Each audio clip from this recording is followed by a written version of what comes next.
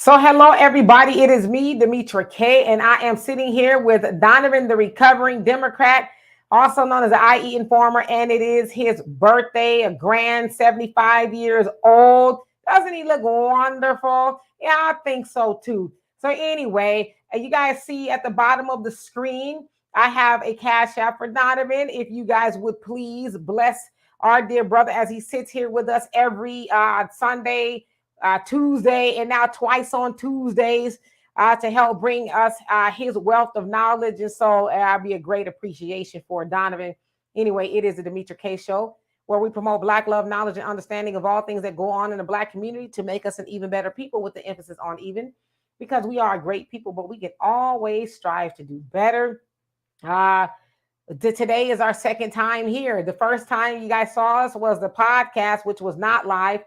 But we decided we'll go live on Tuesday evenings just to kind of try it out, because we've had a lot of people say, y'all need to go live on Tuesdays. So we decided to do both. We're going to see how this pans out. Now, I don't think we'll be here more than an hour. That's the plan anyway. So, of course, we're going to talk about New York City Black leadership, slow walking justice for Jordan Neely. And, of course, I'll get into all of that in just a few. Hello, Brother Reggie Wilbur. What's going on with you? Yeah, Donovan and I twice a week. And of course, we're here with Wealth Wednesdays with Walter on Wednesday. So for me, that's what, 4 days? Is it three? It's 3 days live. Is it? Yeah, 3 days live. So Donovan, what say you on your birthday? Well, I want to say thank you guys for wishing me a very happy birthday. Again, I'm just blessed to be here at 53 years old. Again, praise God. I mean, I'm doing what I need to do to stick around here a little bit. I love Jesus, but I'm not in a rush to meet him. Hey, but I want to make a quick correction. This is not the Demetra K Show. This is the Demetra K podcast. So you guys, on Tuesday, this is the live podcast. So welcome to the podcast. We got to get used to doing that. We're going to have a really great subject today. And I hope you guys can come in and give us a little bit of your knowledge, because you are the third co-host, and we want to hear what you guys got to say on this particular topic. So again, this is going to be very interesting. I think this is a great format. We're trying it out. We're doing most of the shows on Tuesday, which is kind of great for both of us. That way we don't have to really change our schedule, so we could have some lives. And we just want to get the information out for you guys, because we're doing this because you guys have asked us to do this. So please, if you feel the need, if you want to, please donate. But I'll tell you one thing you can do for me for my birthday. It isn't about the Cash App, but if you could hit that like, share, and subscribe button, that would do more for me and my birthday than any amount of money you could put out there. Unless you got Erykah Badu's number, you can always give me that. However, let's get into this. I think it's a very important topic, because Demetra, if you've been listening to the YouTube sphere and the political sphere, the Democrats are having some serious problems with Black people and getting them on board with the Joe Biden gravy train and the immigrants and stuff. Just before we came on here, I just saw your video in regards to what was going on in Chicago and how they telling the immigrants, we don't want them here. Why do you got to dump them off here? So I thought that was really great. The Democrats are having really big pushback. And I want to say thank you, because years ago, we were talking about this and we were telling people, and they thought we were absolutely crazy. But now the chickens have come home to roost. So let's get into it. So absolutely. Hello, King of Sorrows. Hope you're having a great day. Jan Michael, what's going on with you as well? Yes, happy birthday to Donovan. Yes, California did approve $1.2 million in reparations for Californians. So that needs to go to, I guess, a final vote June 30th. As to if we, us Californians, gonna get, a piece of the pie. We're gonna see, right? I got plans for mine. And real quick, remember, the assembly in California is run by Democrats. If we don't get it, that isn't because the Republicans, all the Republicans can vote against it, and everything is passed. Republicans have no power in California. If we don't get our reparations, that is all Democrats. You guys, I want you to remember that. That will show you that the Democrats is not for Black people. They are running a game on us. So if we don't get those reparations, since we are so-called Democrats, that's going to say a lot. Yes, indeed. Brother Jonell, how are you doing? Yes, all praises is due to Allah. Yes, says happy birthday to Donovan. And Complex Blackness, how are you doing? 1.2 million per California black resident. So it's about, they're saying that the total price tag is about 800 billion, but it looks like it should be about 1.2 million per resident. Also like to say, big giant, happy 90th anniversary to the Honorable Minister Louis Farrakhan. He is doing well and he is looking amazing at 90. He is completely goals in every way, shape, and form. So, yes, once again, a happy anniversary to the minister. All right. So, as you guys may or may not know, I've been hearing a lot about in New York City. A black man by the name of Jordan Neely, who was 30 years old. I said he was also homeless, was also known to be what they call a street performer, or he would also perform on the A train, is what they said, the subway system in New York City. And he was a Michael Jackson impersonator, which is why I have him on the thumbnail dressed as Michael Jackson. So quite a few people knew him around there. Well, unfortunately, and I'm not showing any videos or pictures because, YouTube, you be tripping. So the thumbnail is as good as it's going to get. But on May 1st at 2:30 in the afternoon, he got onto the F train, is what they said. And they said he was erratic. And some people say he was yelling aggressively, right? This is what they're saying. And some of the things he was saying was that he was hungry, he was thirsty, and he didn't want to be here, right? Like he felt like he was going to die. And so it's unclear as to how Daniel Penny, the white guy, the ex-Marine 24-year-old, got him into the chokehold. Now, that chokehold lasted for 15 minutes. They took him, Jordan, to a hospital where he was pronounced dead. But of course, Daniel was saying, oh, well, he felt threatened. Again, he was yelling aggressively and that kind of stuff, which I don't know if yelling aggressively would warrant that. But needless to say, he was arrested and they said he was quickly released. And so that happened last Monday. And there's still been no arrest. Now we bring black leadership into this because you have a black mayor, Eric Adams, and then you have a black DA, Alvin Bragg, right? And, a whole host of other people, I would imagine. But New York is predominantly a Democrat, right? It's a Democratic ran state. But so the mayor initially, he's kind of didn't want to make a comment just yet. He wanted to wait and see and hear all the evidence and things like that, kind of a wait and see type of thing. Sounds like today he finally offered his condolences. But he also said that, he'd been reaching out to Jordan's family, but they weren't returning his calls. And Jordan's family say he's a liar. All he does is party and BS. That's their words, right? So they're saying he's lying. He never reached out to him. But today, during, some speech he was giving, he says, and he being the mayor, you guys forget I have a son named Jordan. So, whenever I hear that name, and I'm paraphrasing, of course, I have to think about it. It's like, how you make this about you, first of all. And then, of course, let's go back to Alvin Bragg, who is the DA there in Manhattan. Of course, you guys know he is pursuing that of Donald Trump for buying a little something on the side of his wife outside of his marriage, well before he was elected to the presidency of the United States in 2016. Now, of course, you know that New York was kind of the epicenter of the Stop Asian Hate. Y'all remember that going on, and eventually Asians got an Asian hate crime bill. So that was kind of the epicenter of it. But DA Braggs and Mayor Adams, they were both staunch, what I'm trying to say, advocates of those bills. They aggressively, went after people, and a lot of it was black people that were deemed to be hateful toward Asians. Just recently, a black man by the name of Gerard Powell, he was just sentenced to prison for his role in what they call Asian hate, where he admitted to pushing an Asian elder into the train, and I guess they died or whatever. So Alvin aggressively went after that, and he should. I'm not saying that he shouldn't have, and a whole host of other things. But my thing is this: if you guys didn't already know, Jordan is he was a black man. Daniel is a white man, and he choked a man to death with immunity. He's free as a bird, and they are dragging their feet. They being the DA, Alvin Bragg, and then the mayor. There's a lot more he could say. He could be more demonstrative and more assertive about, hey, y'all need to bring him to justice, right? AOC, she basically said it was a public murder. Of course, a lot of people are mad at her for saying that, but I don't agree with AOC a lot, but she is right in that it was a public murder, and I'll take it a step further. It was a public lynching, right?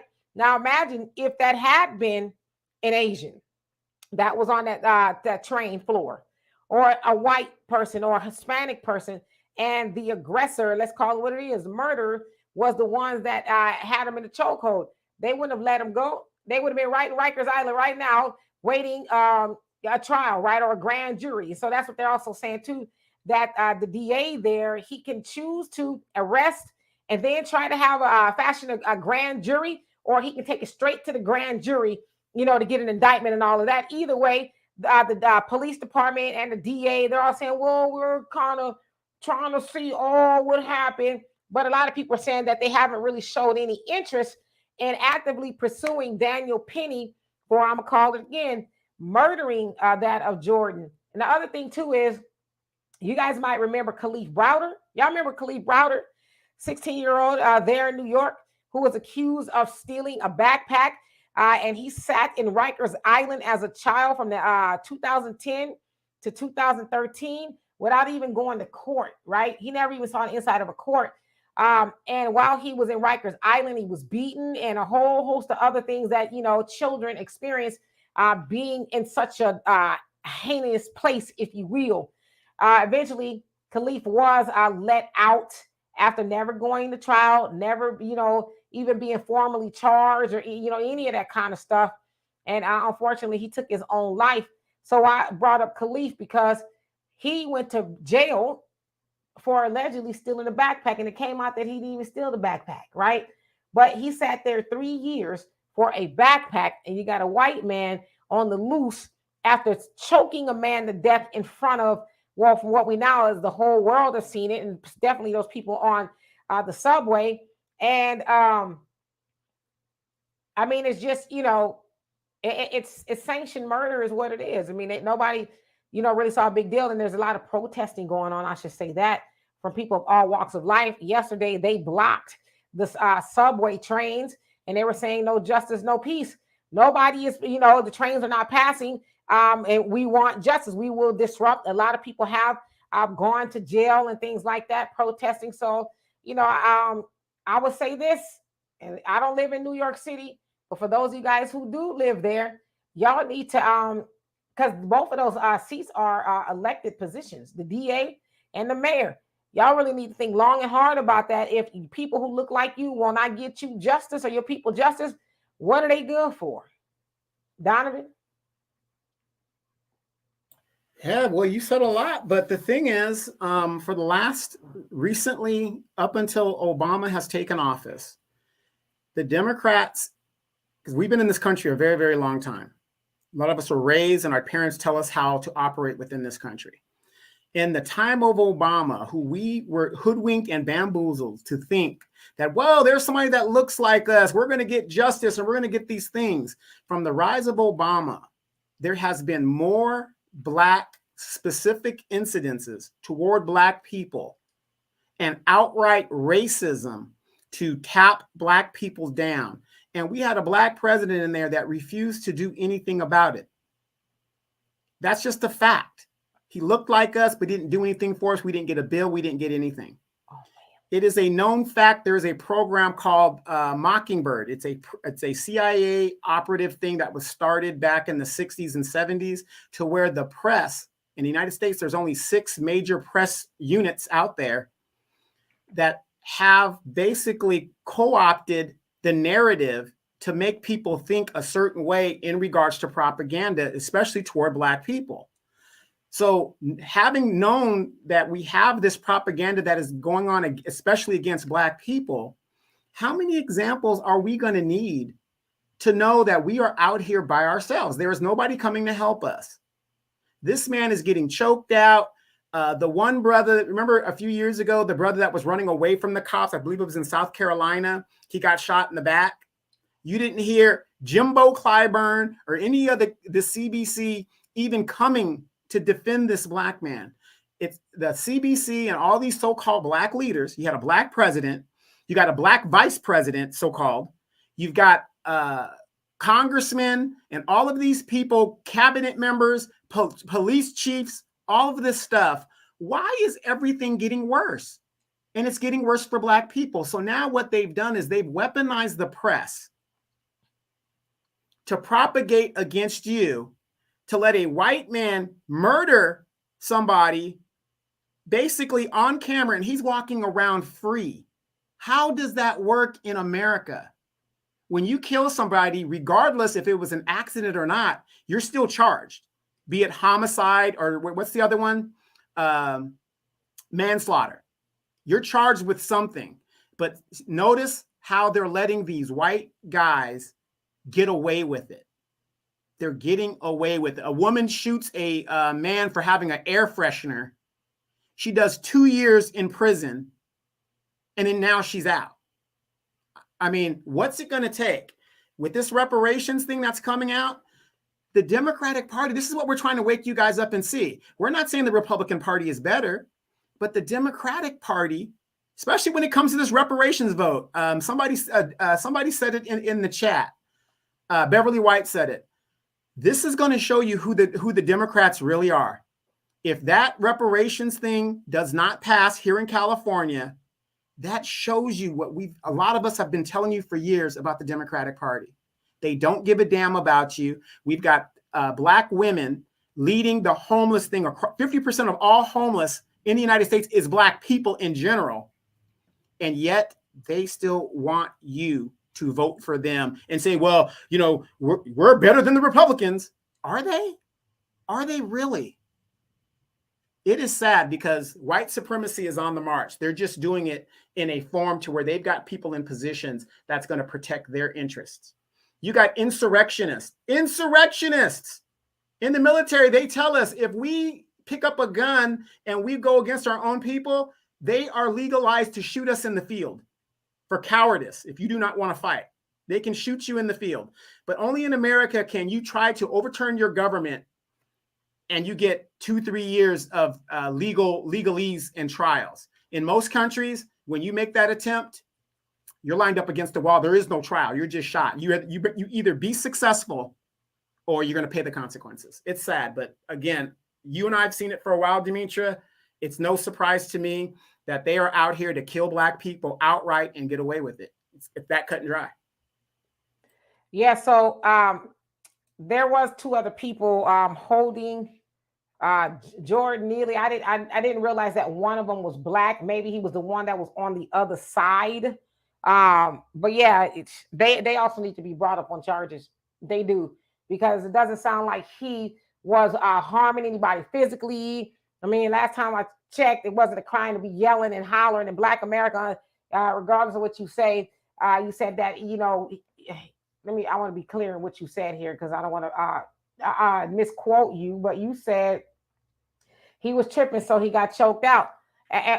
Where is that legal? Somebody tripping, somebody hollering, or whatever the case is. Now, it should also be said that, you know, he had a bout with mental illness, but I'm trying to figure out where in America somebody hollering deserves to be choked out. See, that's the language we got to be careful of, and that we don't perpetuate that of white supremacy, because there's a lot of white supremacists and people who are tools of white supremacists running around talking about that Jordan deserved that. And you got people too bringing up his criminal record. But my thing is, did none of those people know his criminal record when he was on that train? Nobody knew that. And so to use that as a justification as to why he was choked out, see, that's the stuff that the demons do. The devil, those devils, that's what they do. They justify the taking of a black life by delving all up into their past. And as they always say, they not only kill the black man once, they kill him twice by killing his reputation. And so we never hear that with white people. When they do stuff, we always hear about, oh, the troubled past they had. Oh, they were such a good kid. And, you know, all that other stuff. Now, I will say this. I've heard more demonization of Jordan Neely than I have of the guy that went in Texas that went to that mall and killed those innocent people. I mean, I'm not saying they're not talking about his criminal background, but I haven't seen it. So I don't know. But we need to be careful of that, Black America. And Asha, you says, he says, Black women stand down. And you also say, let Black men fight. We're too masculine.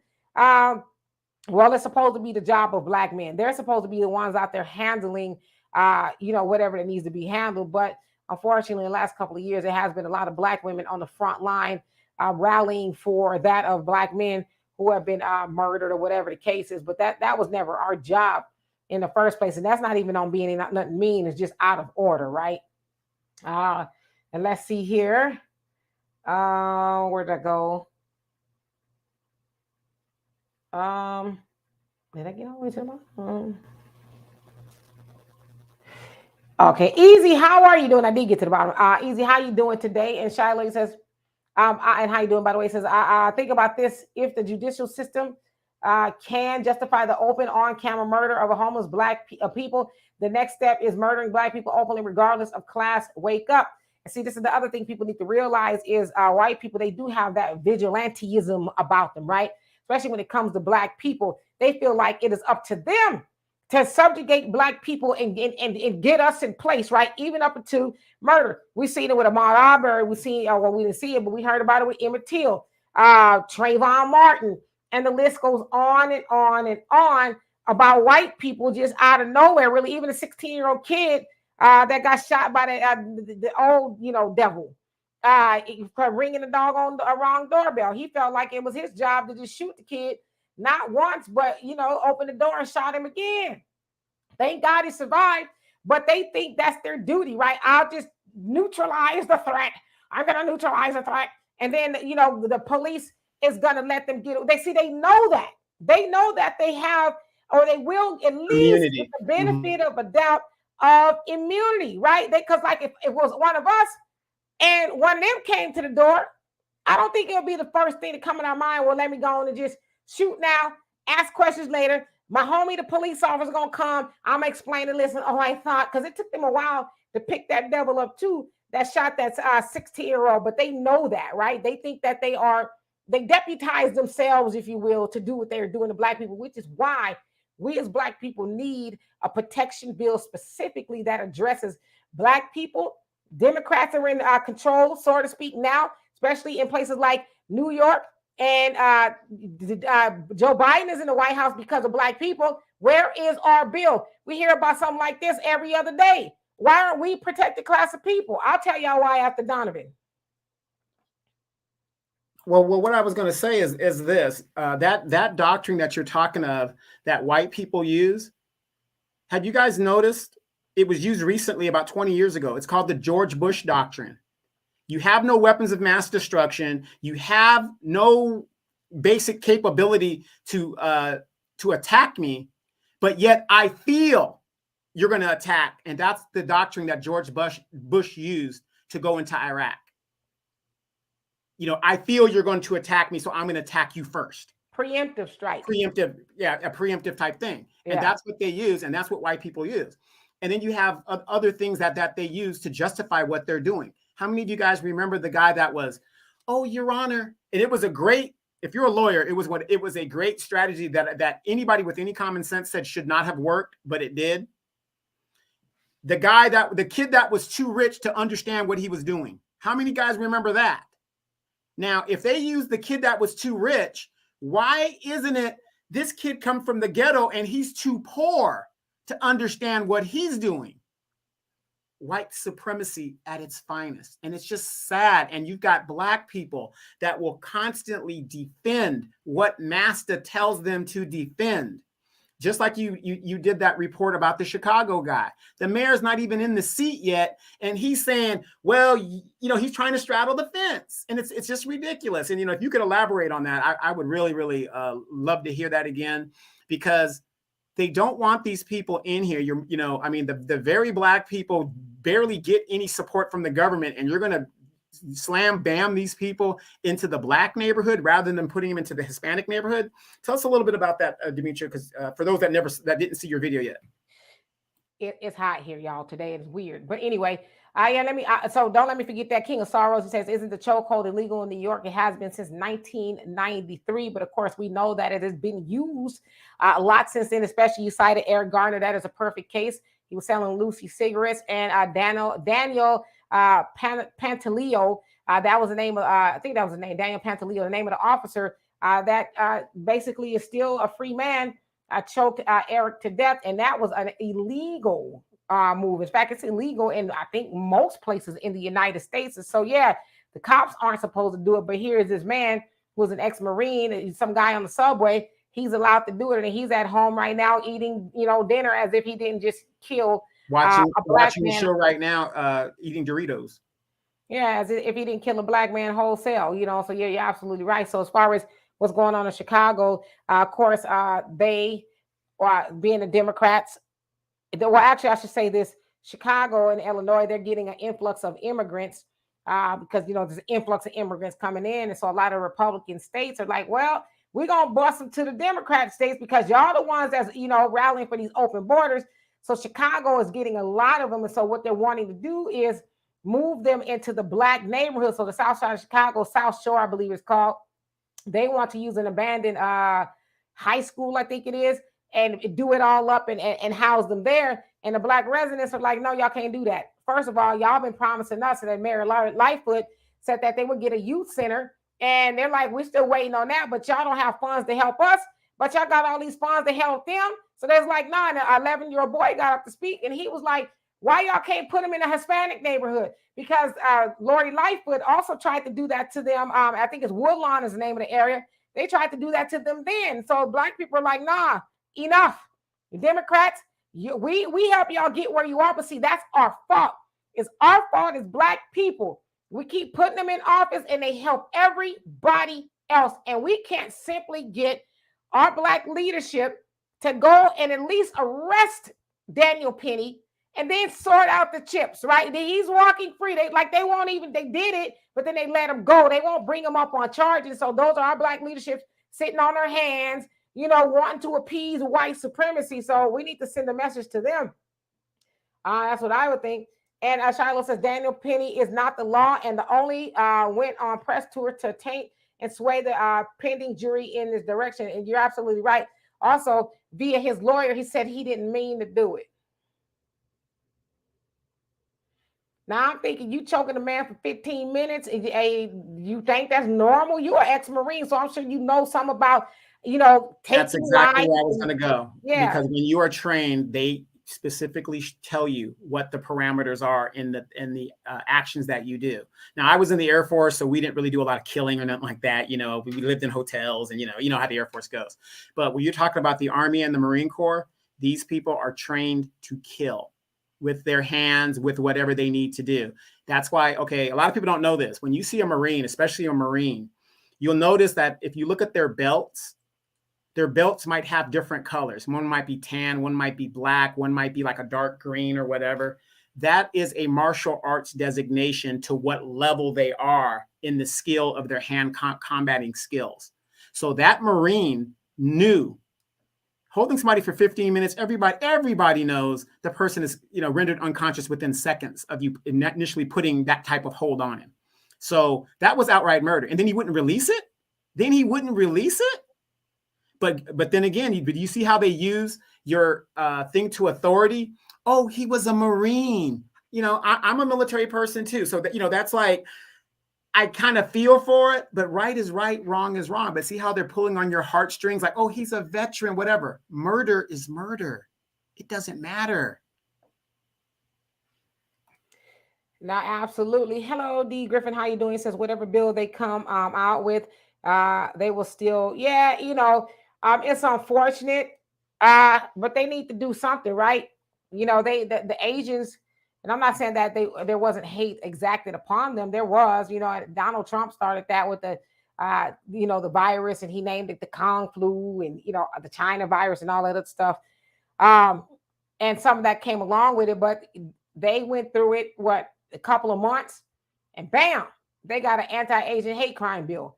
Black people, we've been going through it since we've been over here, and we still can't get anything to specifically protect us. Now, of course, you have some Democratic shields that'll say, "Oh, well, that's for black people too. That bill is for black people." But again, I impress upon you to read it. The first 4 or 5 paragraphs talk about Asians and Pacific Islanders. So it's like it never says anything about black people or anybody else. But see, a lot of those people who lie to us and say, "Well, it's for us too," they know y'all won't read it, and so they know that you'll have this appeal to authority. Some of these people you see on the internet or TV, we think because they're on the TV and internet that they have our best interest at heart. That's not always the case.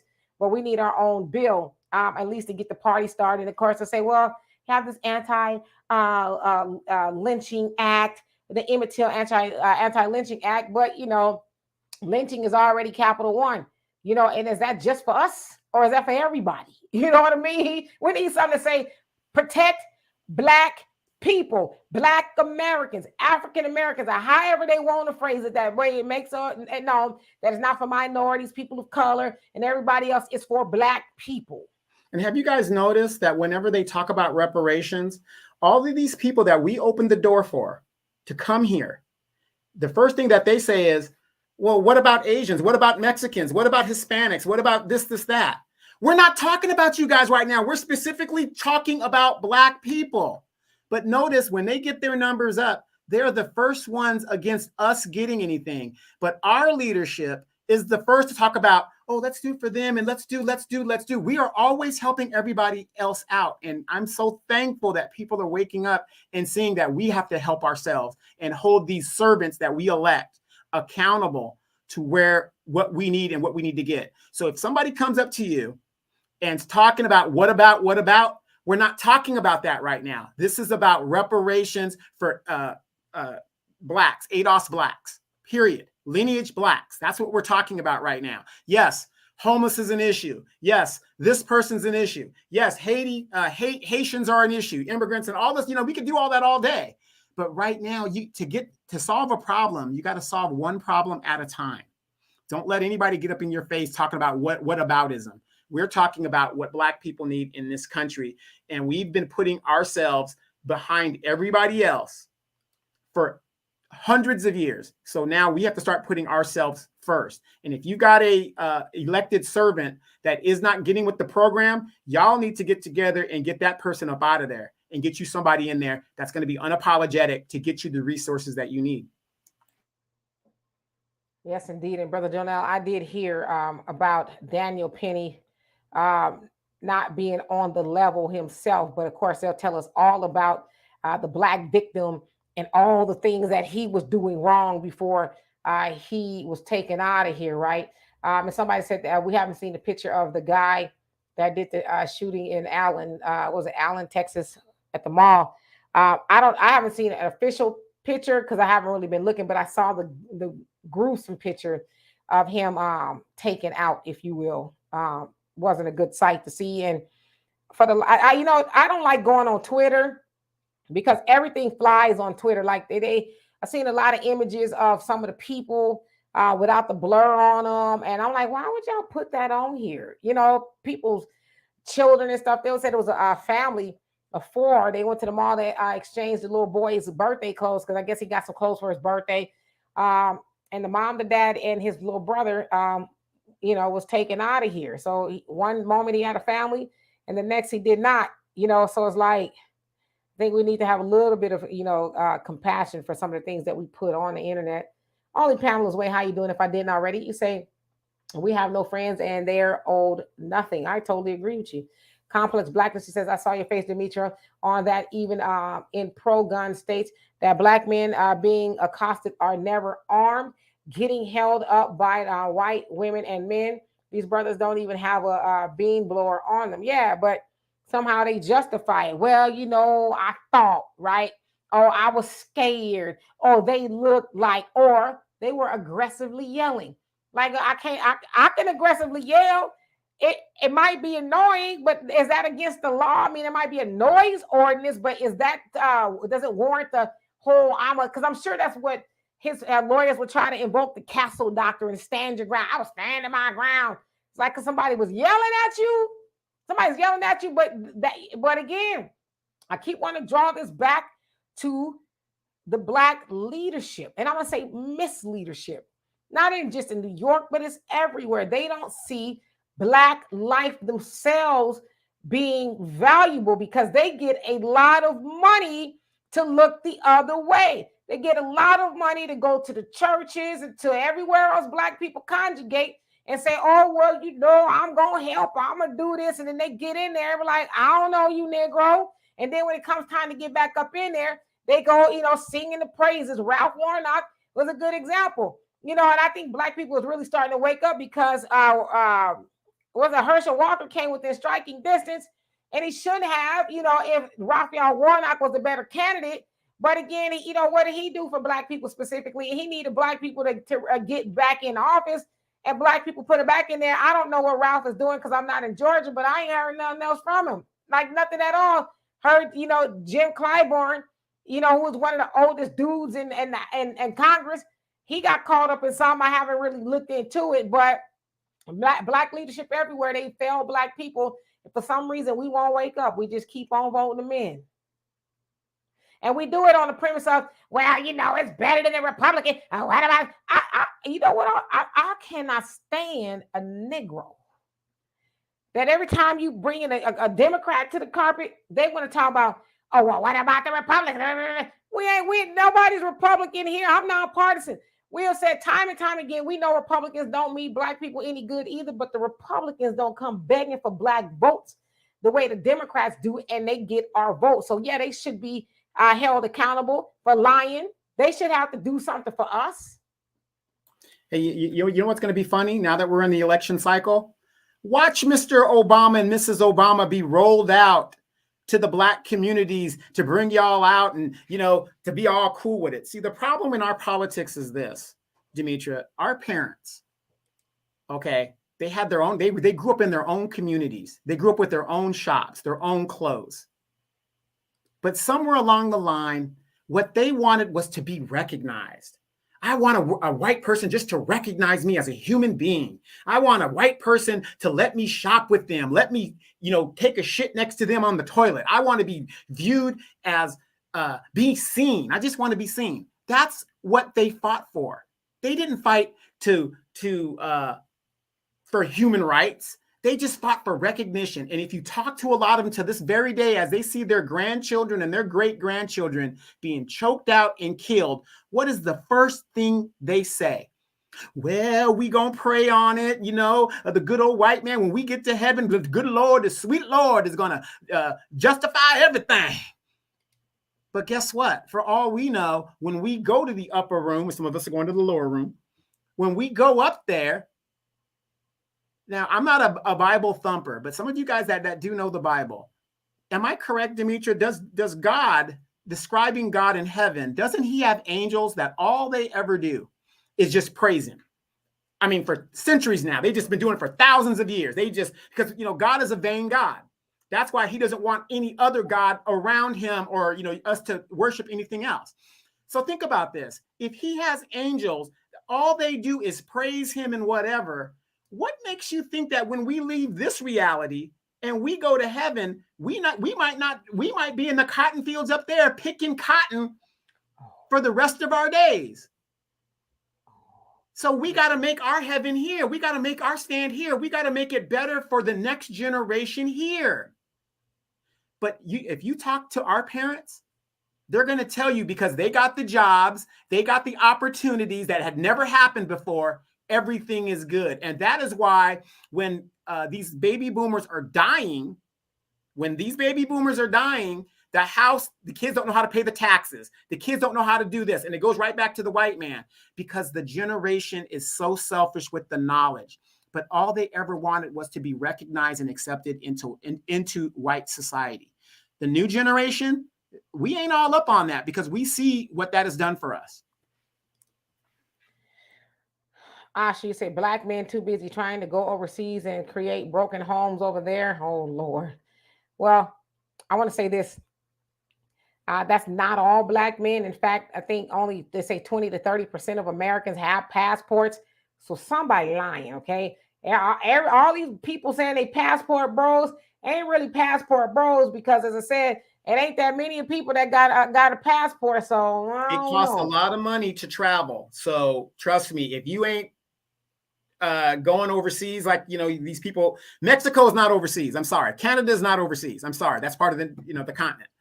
You got to have some money. So for these men to be traveling, these men obviously have money to do so. And Dimitri will tell you, a ticket to South Africa, what was that, $1,600 per person? That's just the ticket. Then you got to go over there and stay. You know, so. Hello, the 5-star review says, I never costed because I carry my equalizer everywhere. I don't leave home without it. Yeah, I mean, it's really getting to that point, you know. Yes, where Demetra, I just applied for my concealed carry permit here in California, and I got an interview on the 31st to get that. Because it's I'm serious, it's getting to that point even here in the liberal state of California. Oh yeah, I mean, it's getting to the point where you can't trust anybody, right? I mean, again, just with the shooting at the mall the other day, those people were at the mall. Yeah, the mall, right? And I'm not gonna lie, when I go to places like that, my head is on swivel. I'm a little bit on edge because it's like they don't check for weapons or people coming up in here. Either. Everybody in here ain't playing with a full deck, right? So it does kind of just make you a little bit leery to go out like that because you just never know. And El Boogie say they wanted to be equal with white folks and still do, right? Naima, how are you doing? Peace unto you as well. And Eva, how you doing? It says, I'm going and vote Republican this year. I was a lifelong Democrat. And you know what? You wouldn't be the only one. I've heard a lot of Black people who are Democrats for a very long time says, you know what? I tried it that way for a while. Let me go try something else. And listen, we know in a lot of cases that the Republicans aren't good for Black people. But in this case, it'd be like a protest vote. Democrats, y'all keep thumbing your nose at us. You keep taking us for granted. All right, great, fine. You finally convinced us that you do not want to help us. You do not have our better interests at heart, so we'll go vote somewhere else. Or I might stay home and have a V8, right? I might not just go at all. So, you know, that's on them. Or let the people y'all help vote for y'all. Let them go to the polls, show up, and you know, because they're going to benefit for it. I mean, I tend to think those who are benefiting from the services that are rendered, those are the people who should do the heavy lifting. It shouldn't be Black people anymore. I mean, my God. Now, everyday civilians are thinking, oh, you know, I'll go choke somebody out today, somebody Black, and you know, it'll be okay. I'll be out. So. And you know, and for me, and I can only speak for me, I don't care if it's Donald Trump, whoever the Republican nominee is, I am voting Republican, and I'm an independent, and that is my protest vote, and that's what I'm going to do because, again, politics is about power, and as you see, the Democrats have the power. Obama had the power for 2 years in his administration. Joe Biden had the power for 2 years in his administration. We put these two guys into office and they did absolutely nothing for us. So guess what? Since you don't want to do it, we're going to take the power from you. We're going to take the power from you. Yes, the Republicans might do tax cuts for the rich. Oh, well. Absolutely. And 5-star review says, integration killed Black America. We are dealing with the aftermath of the destruction. Stop worrying about the masses. Get together with a few Blacks who want true freedom. Absolutely. And we know that. After segregation ended, you know, we was over there, as Donovan says, eating a seasonless soup. You know, we thought we made it. We've arrived. I can live with the white people. And, you know, they because of this bill and the end of segregation, they got to love us, right? They got to put up with us. And we're still dealing with that today. They don't love us. They don't even like us. And you know what? How many of us really care? I don't care if they like me or not. I really don't care because, you know, it's like the feeling is mutual.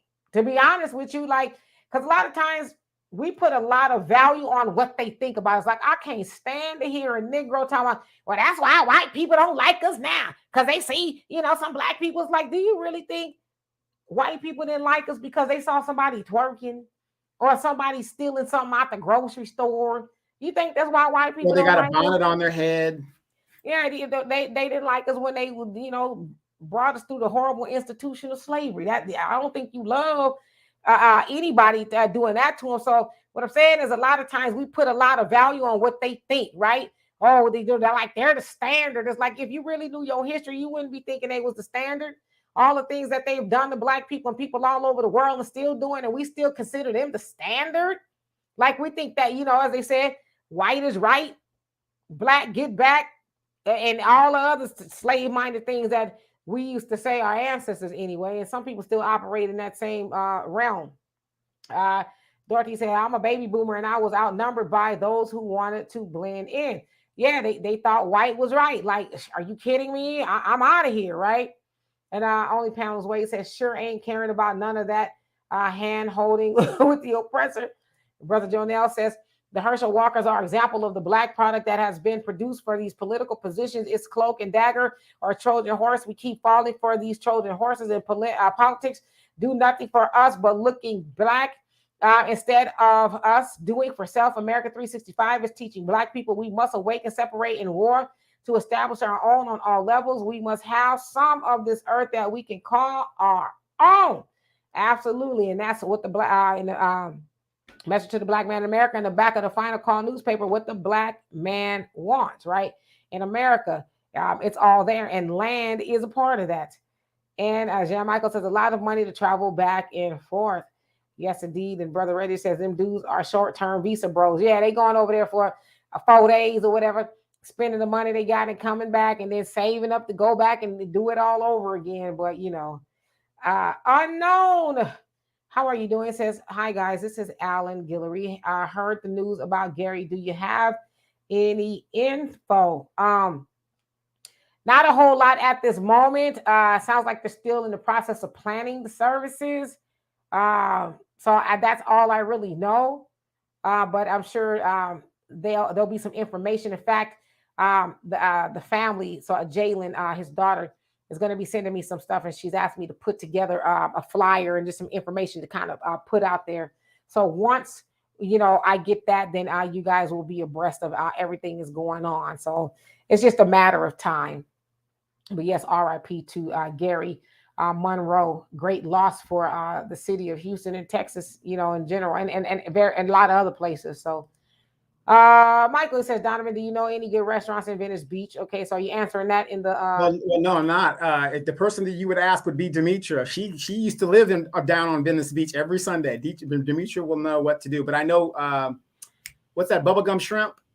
What's that one? Bubba Gumps? Yeah, Bubba Gumps is a good restaurant there if you go on the Santa Monica Pier. Yeah, they got a lot of stuff out there. I mean, it just depends on what you're looking to eat. They got a copious amount of restaurants on the Venice Beach. It's called the Boardwalk, if you will. Got a lot of stuff there.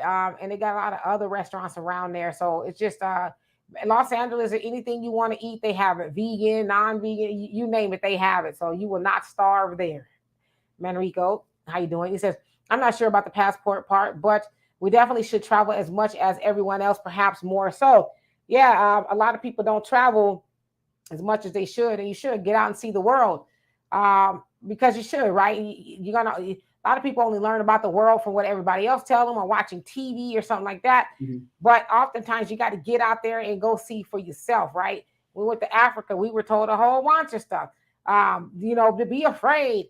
And the first day we was there, I'm like, I know goddamn well, I ain't finna be afraid. I see this lily white woman walking through the streets of Johannesburg with her dark night. Remember we had that late dinner? Dark night. Without a care in the world. I was like, I'm not finna be afraid around my people, but that's the stuff that we had been hearing. And we got there, it was like, this is like heaven, right? It was like one of the best places I've ever visited.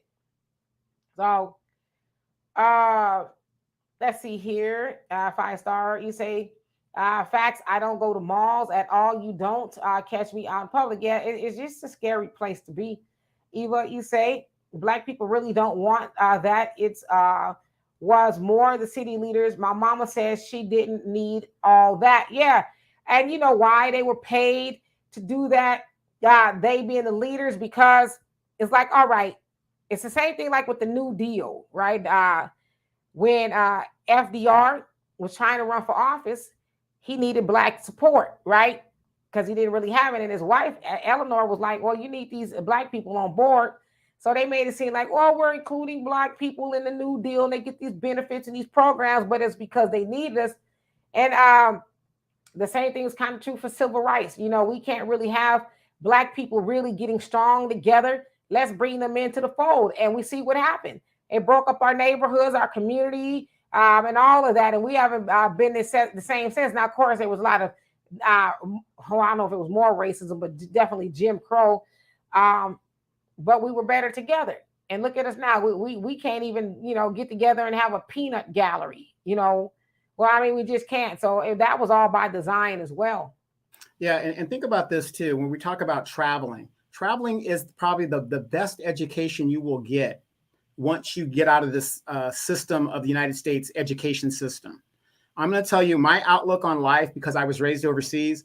This is another reason why my thinking process is totally different from a lot of regular Americans that were just born, raised, and die here. Because I've seen how the world perceives Black people outside of the United States, and it's a big thing. And I just want to say this, especially those of us in the South. I have a grandmother and a great grandmother. I remember I was 16 years old. A quick story, 16 years old. And we came back from Japan and went to go our hometown in Louisiana. It was a small little town called New Roads. And my great grandmother, she was one of the elders of the town. She had been there since the 1800s, whatever, born there. She told me that the farthest she had ever been was New Orleans. And, and in the South, I get it. We have our families and we kind of stay in our little comfort zones and stuff. But that is one of the worst things you can do, because you don't see change. And if you do see change, it's very slow. I sometimes go back and I tell my cousins, young cousins who want to be in the streets and stuff, get on a bus and go see how other people are living. And that would have a dramatic input on how you want to live your life. So if you've been in poverty all your life and you've never seen wealthy Black people, go to Atlanta, go to Virginia, go to a different environment. Don't stay in the South and then go to Alabama. That's like saying Louisiana or Mississippi. It's kind of the same thing. Go to a different area where you see something totally different. When my son graduated high school, I didn't tell him go right off to college. I said, son, why don't you take a year off and just go to Europe and just travel around, and I'll pay for it. Because I thought that, and I still believe that is the best education you can give a child, for them to see the world for how it is. I've been in the Philippines where I've literally seen young people in the trash cans finding something to eat. No safety, no personal safety net, no welfare, no nothing. These people have to scrounge and go get it. It's going to affect your psyche and where you want to be in this world. It's to me the most, it's a better education than you'll ever get in the United States education system.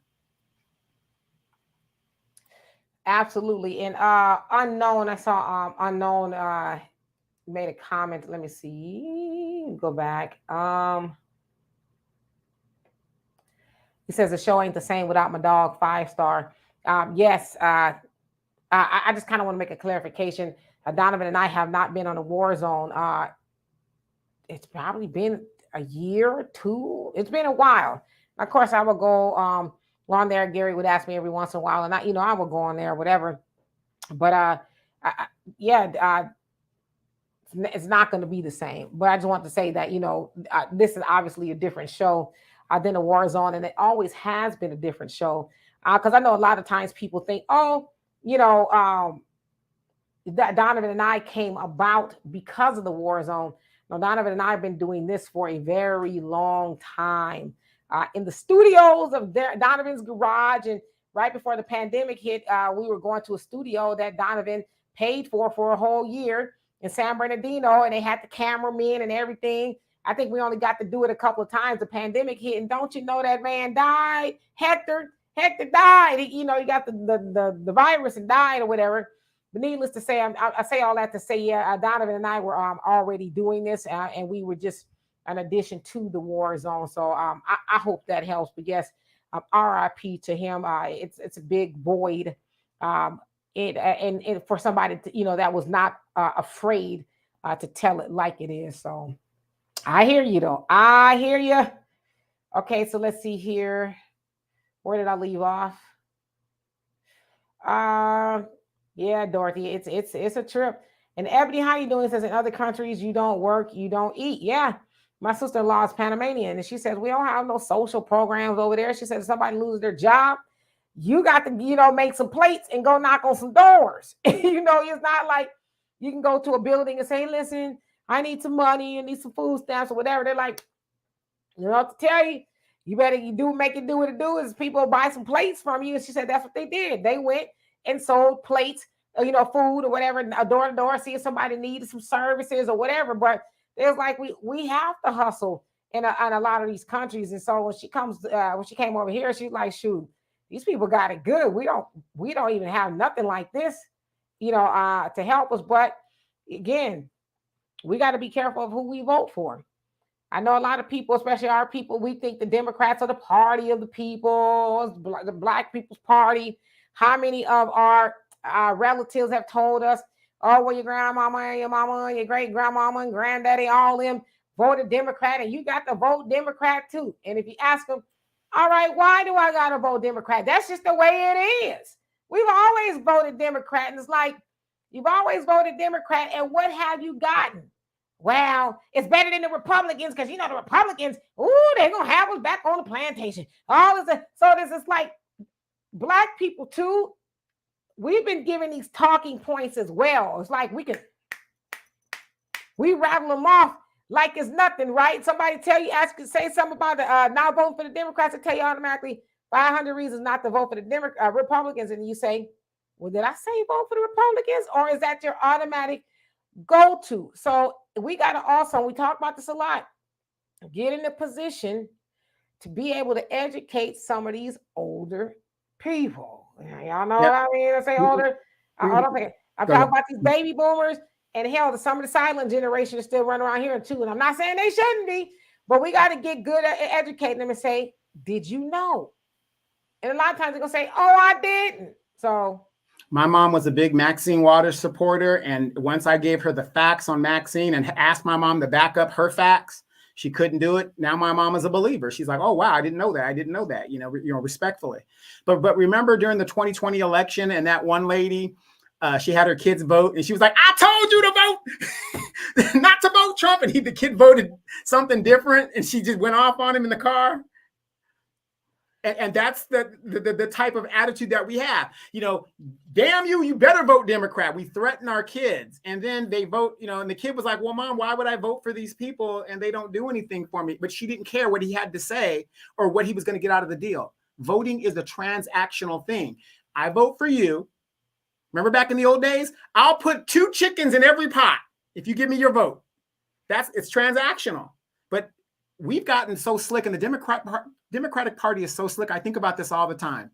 How do you get the very people your existence tried to keep enslaved to support you 97% of their population? That is one slick advertisement to get these people brainwashed to vote for the very people that you exist to oppress.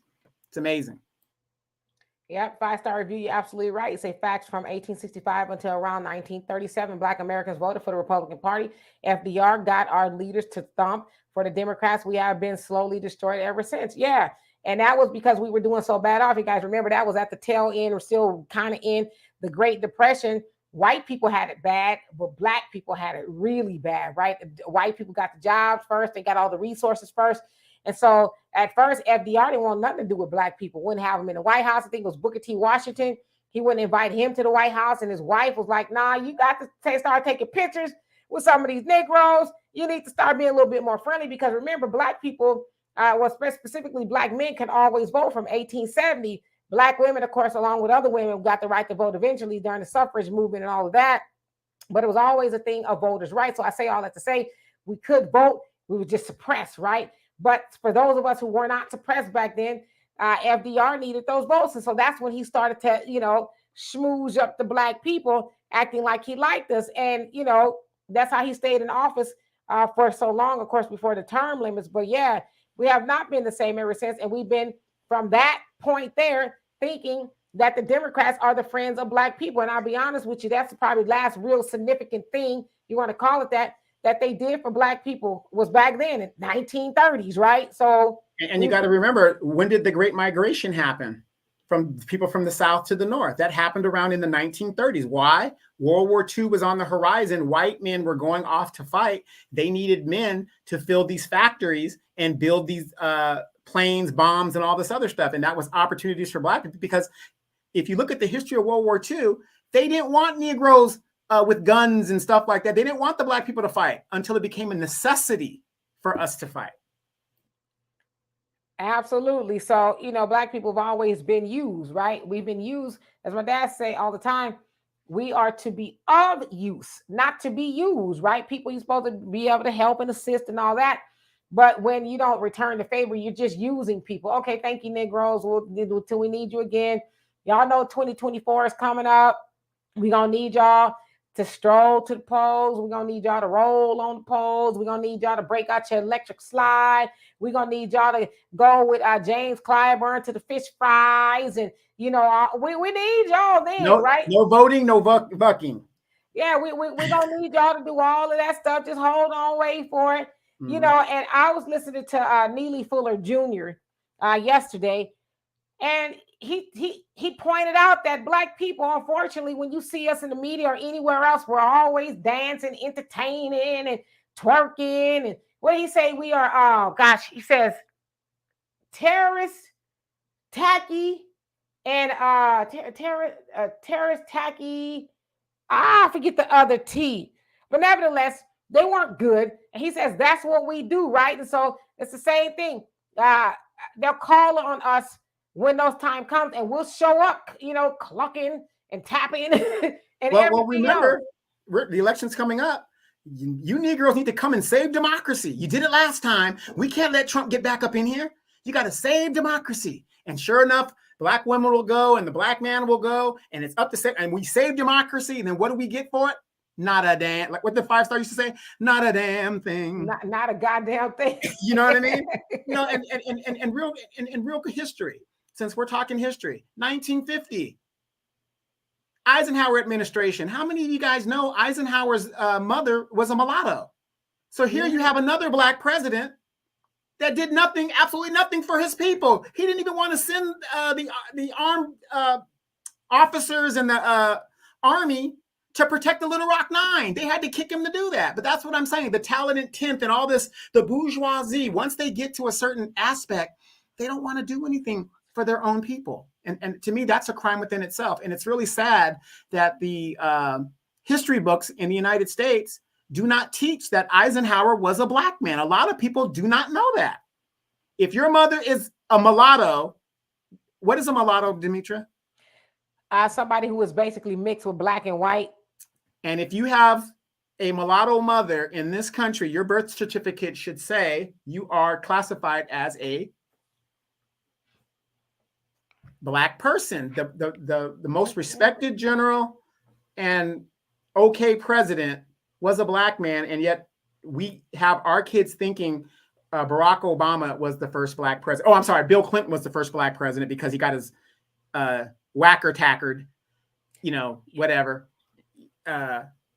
It's just crazy, the educational system. But that's how ignorant we are about our own history. And Pam, I did get the information. I haven't looked at it yet, but I will. It's so easy as saying temperamental. It might be temperamental. It was, oh gosh, it was just yesterday. Terrorist, tacky. It might have been temperamental. So yeah, but he says that's what we do, right? Whenever you see us, for the most part, we doing the most, And it's like, why are you doing all of that? We just got to be seen. And it's not even for the right reasons. It's, it's like we entertained and we're entertaining. We want to be entertained. It's like he always said, black people don't have a reason to celebrate. Now I know some people say, well, yes, we do. What are we celebrating? What milestones have we reached since what some people will say the civil rights movement, which I say is the false idea of civil rights, but what milestones have we really reached as black people where we need to be celebrating all like that? Well, Demetra, let me ask you this question real quick, because I know we got to close out real quick. But let me ask you this question. I think it's important. You just brought up the fact that we like to be entertained and we're too busy partying and stuff like that. You just saw a video today of us doing the most. And you don't have to describe the video, but was that a video of us doing the most? You guys notice the Demetra's face right there? Doing the most. I mean, we're always doing the most. Like you just said, we saw a video today that showed us doing the most. All these problems, people being murdered in the street, Sandra Bland still hasn't been explained, and all this other stuff. but we see a video with us without a care in the world, Sodom and Gomorrah, but it's our people, not white people, not the Hispanics, not the Asians. It's our people. And as best I can, that video was, it took place. I guess they have something called Mocha Fest, okay? And the hotel that it was held at is not too far from me. It's a pretty nice hotel. It's called the Grand Tuscany Hotel, where they got the piano playing up in there. They got gold trim everywhere. They got glass. It's it's a classy place to be, right? So my daughter, I was getting ready to go on down with Donovan to do our podcast earlier, and she said, "Did you see this video?" And I'm, as best I can, clean it up because I'm a lady, right? But anyway, this video, broad daylight. So what the Mocha Fest is, I guess it's a pool party for Black people, right? So in this video, broad daylight at the pool, in front of everybody, there's some things that are going on that should not be going on. There should have been very private, very X-rated, and then everybody's just kind of there. A lot of things that, like I said, what is worse than Babylon? Because that's what that was. You know, it's like worse than Babylon. And I'm like, okay, so these people are doing some acts, like I said, in broad daylight. Everybody else is watching. I'm like, when did that become normal? Like, you know, they're just bobbing and weaving in broad daylight. You know, well, you know, we're having a good, like, when did that become normal? Because if I was there, I would have, you know, rang the alarm as best I could, security or something, you know what I mean? Or they threw some water on them or something. But people are just so desensitized to things like that. And I'm like, and they were filming it. I'm like, well, where was the shame? I was so appalled. I was See, and I'm glad you brought that up, because here's the problem. And it goes back to the 5-star general. It goes back to Dr. Matthews. It goes back to all these people that do all of the work while these other people benefit from it and don't put 2 damn cents into the struggle, but they benefit from the struggle. They want people like yourself, Only Pamela's Way, Jonelle Muhammad. They want everybody else to do the work while they're out there just having a good old time. And then when their time is up, then they want to talk about, well, why don't we have this? Why don't we have more money for this? In my city, I see more young women come to city council demanding housing vouchers that the city does not have. And they act entitled to it. And it's like, well, number one, you're at the wrong venue to address that issue. But again, where were you at when the city budget is being debated at? The days that, you know, that's when you need to go in there and do that. But see, as Black people, especially Black people, we don't know who our councilmen or aldermen are. We don't know what zones we live in. Demetra is a witness of it. When white people, when they want to put a gas station in a white neighborhood or something, the white people show up and they show out. When Black people show up, it was decided 2 months ago at the meeting that was publicly announced. And now you want to holler and scream because they put a weed shop in the heart of your neighborhood, or they put a warehouse right across the street from your house. It's sad. Dwayne says exactly, Dimitri, this Babylon, America's blasphemous, degenerative, evil being pushed on Black people. We must reject it all. It is ungodly and will lead our people to the fire. I think they was already up in the fire, to be honest with you, because I was like, is this hell? Have we died and all gone to hell? Like, what's going on here? It was, and the thing is, with what's going on in there, why wasn't I invited? I'm just saying, that's how bad it was, folks. It was like these girls were doing stuff that it didn't matter what tool it was. They just were just turning, and it was terrible. It was horrible. They said, because on the questionnaire, you have to fill out the questionnaire before you went in. They said, do you have more than 2 minutes in you? And you said no, and so they was like, no, you can't come up in here. Yeah, it turn you away. Right. Yeah, so hey, our son, he said, hey guys, just showed up, guessing this is the ending. Yeah, says the point is to act entitled at the right time. Beats by Dizzy, how you doing? It says unity is our power. Absolutely. I mean, when are we going to unify, though? That's the question. When? They're killing us in the streets. When do we say enough is enough? When do we do that? Yep, enough is enough. But again, enough is enough when we go to the polls. We go to the polls or we not go to the polls. I'm not telling you what to do, but we really need to think long and hard about that. Like, we just have to decide enough is enough. You know what I mean? The Democrats, they already know they got our vote. They know a lot of these old civil rights Negroes gonna show up and keep voting for more of nothing. And I'm not saying this to be mean, and I'm not saying I want them to go anywhere. So don't mistake me what I'm saying, but I think we're gonna start to see a turnaround when the baby boomers start to go on to glory. You know what I mean? Because fortunately and unfortunately, they vote the most. That is the most powerful voting block is the baby boomers, the elderly people in our community. They do show up to vote. They gonna vote the same way they did since 1962, and be mad at you that you don't. And so they kind of pencil whip us a little bit, because for those of us who say, well, we ain't gonna go or whatever, then they go and say, well, it's fine, we'll go on, we'll keep voting for the Democrats. So again, I'm not trying to be mean, but when they go up or down, then I think we'll start to see a shift, because they're not going to change their mind. They're just not. They love old Jim Crow Joe. They think he's the second coming of Obama, and it's pretty damn sad. So anyway, Asha, you said the black men show up to those meetings. Where were they? No, and I'm gonna tell you, in my city, no, they didn't show up. They only show up when their friends are running. When their friends are running, we had a coup that actually happened. All these black people supported their friend, even though what their friend was doing was illegal. But as long as it was their friend, it was okay by them. But let a young person do that. Oh my God, they want to lock the young person up under the jail because they didn't follow the rules. Dimitri will tell you, maybe me and Daryl Terrell, he's another black man. We are probably the only two consistent black people that show up at our city council meetings and putting things out. It took me 8 years to get a bathroom in the park down the street from my house. 8 years. But I got it done, and I was consistent about it. But no, they don't show up unless it's going to benefit them. A senior center, a new senior center. We don't even have a youth center in my city. A new senior center. Oh, they all showed out and came in. It's all about them. Why do people who are retired and have money need a new senior center? And we don't even have a youth center. But yet they vote. Right.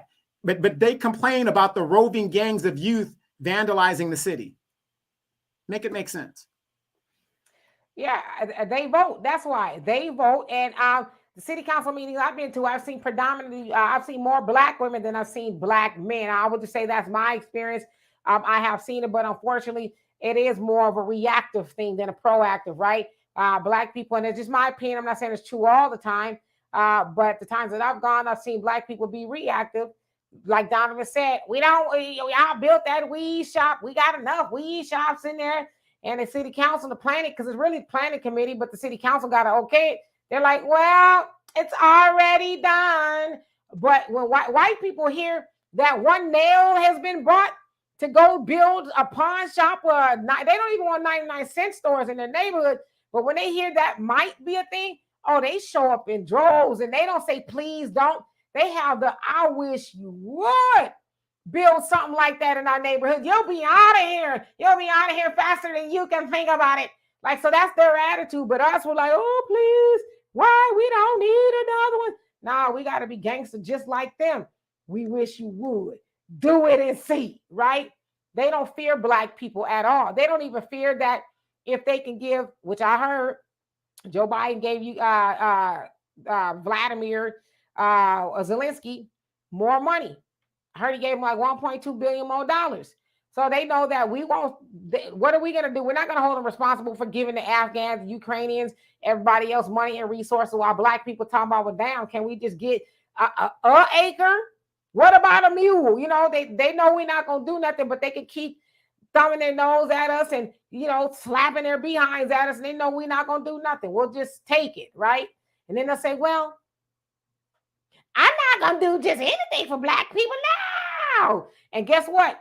Kamala, no, her homegirls, gonna show up with their chucks and pearls. They gonna browbeat every Negro that got something bad to say about her. If you even think about saying, you know, oh, Kamala has spent her whole vice presidency doing nothing, people cannot tell you what Kamala has done. She has got the label of giggler in chief. All she does is giggle, wiggle, and jiggle. She has nothing to show for what she's done. And in fact, this was the first time ever in the history of a vice president in the United States that her own party, was thinking about getting her off the ticket.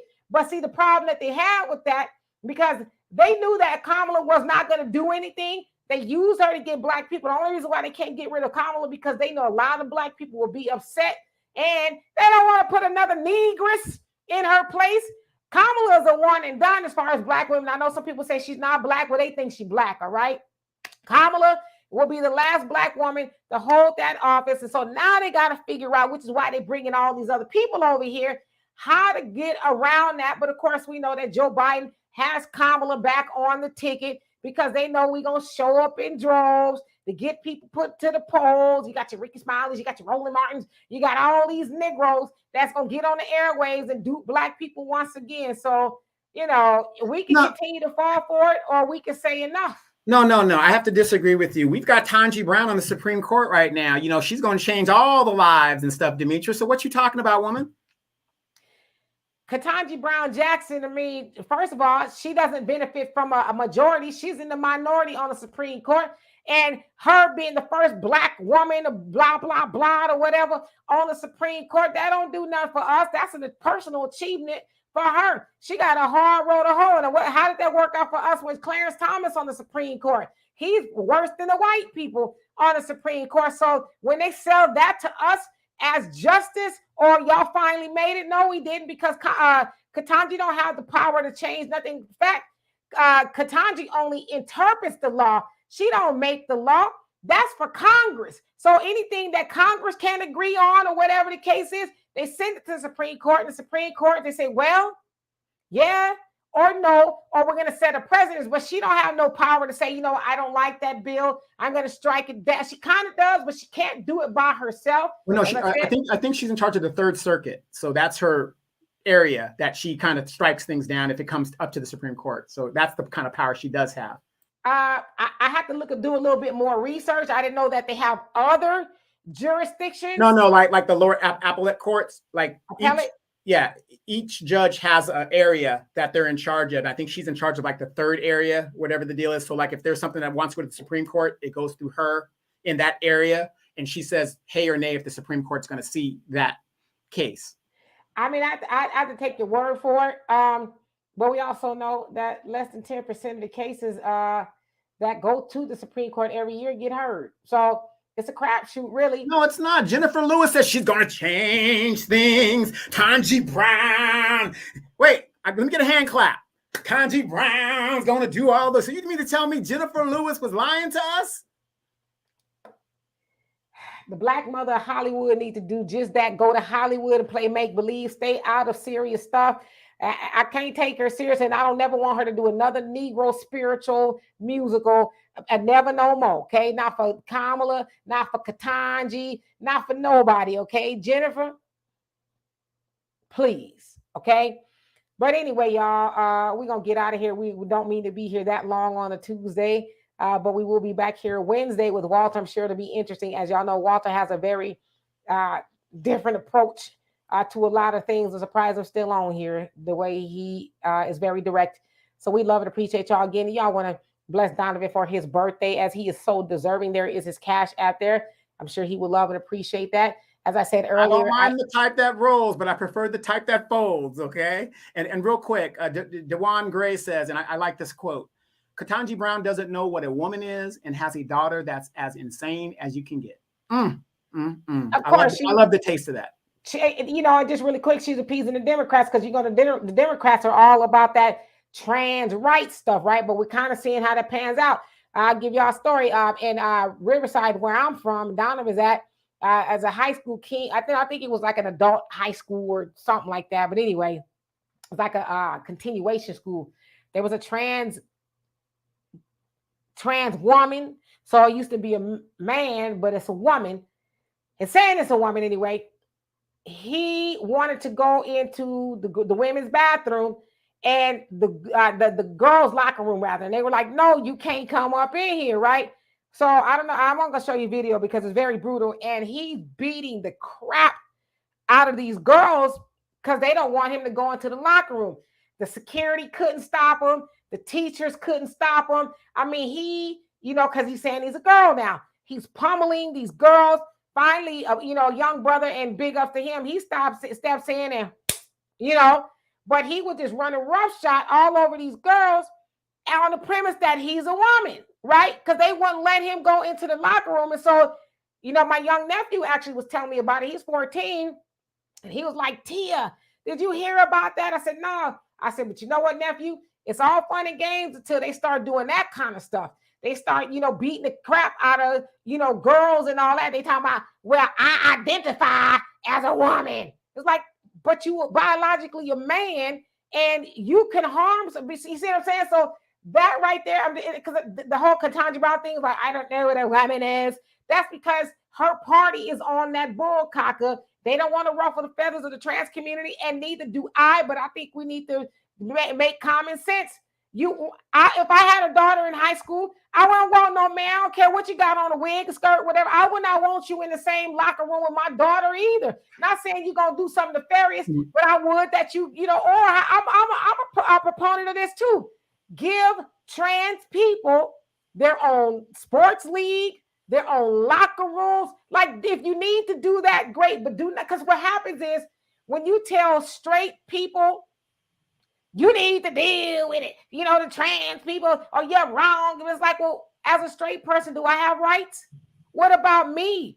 You're saying now that, you feel like you want to assert this, that, and the other. I don't matter. Right. And I thought this was a country based on majority rules. I don't think the trans LGBTQ people are big enough to really, formulate and have the majority. But let me ask you a question real quick, Demetra, maybe some of the ladies real quick before we get out of here. What is stopping me from walking into a woman's bathroom and just saying, "Hey, I identify as a woman"? What's stopping me from doing that legally? Well, there's a lot of states where you can do that. They won't say anything to you for doing it because you have this whole, trans rights thing. And listen, I'm not saying they should not have rights, but I don't think their rights should cancel out our rights. Now, I'm going to tell you like this, Donovan, you as a fully grown black man walk into a woman's restroom, you probably not going to make it out of there. Or if you do, you probably going to get some type of charge put on you, right? So that's what I said too. It's going to be fun and games to a big, black, hairy, burly brother walk up into one of those women restrooms with a wig on, Ving Rhames style, whatever. And talking about, "I'm here to use the bathroom." You're going to see a whole bunch of white women running out of there, and they're going to change those laws tomorrow. You know what I'm saying? So it's for them. It ain't for you. Just know that, okay? So anyway, we love and appreciate all of you guys. We will see y'all on Wealth Wednesday with Walter. In the meantime, please enjoy your evening. Donovan, happy birthday once again. Go on and get the big piece of chicken. You deserve it. And get some hot sauce. No, I'm not getting the big chair. I am going to support single mothers. I am heading down to the Gentlemen's Club because I love women that much. I'm going to support the single mothers. Hey, as I always tell people, you might get some on you, just don't get it in you. And on that note, we out of here. Peace. Oh, peace.